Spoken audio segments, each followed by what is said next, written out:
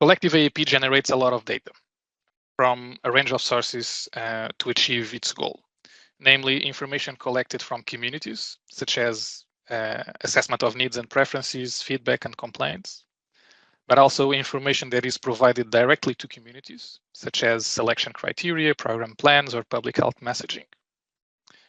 And also information that relates to the AAP actors and activities, such as presence mappings and contact databases, as well as information that relates to the context with AAP relevance, such as the media landscape, rumors and misinformation circulating within the communities, etc.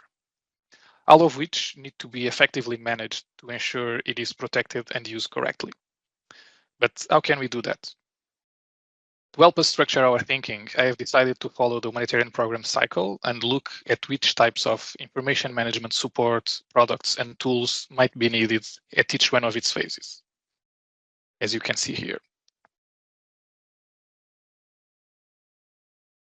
Before delving into the products, let me caveat that not all information management officers are supposed to be able to deliver all of what is going to be discussed.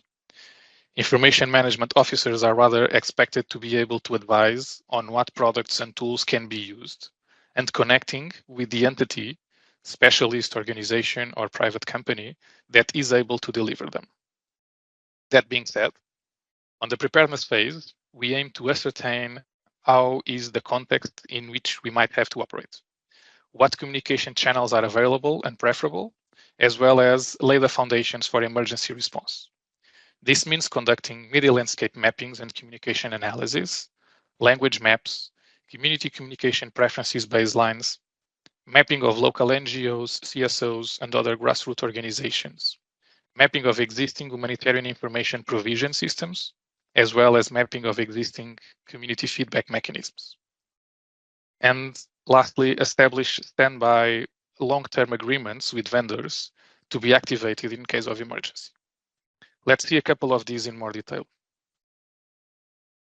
Here you can see two examples of media landscape mappings, one from Belarus and one from Burkina Faso, both of them created by the CDAC network.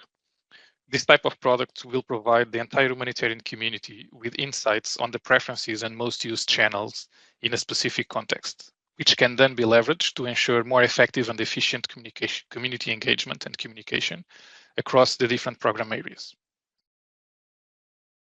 Another very useful product that can be done during the preparedness phase is mapping all the activity feedback mechanisms, as was mentioned already by our colleague, in a given context, whether they are project level, agency level, or already at the collective level.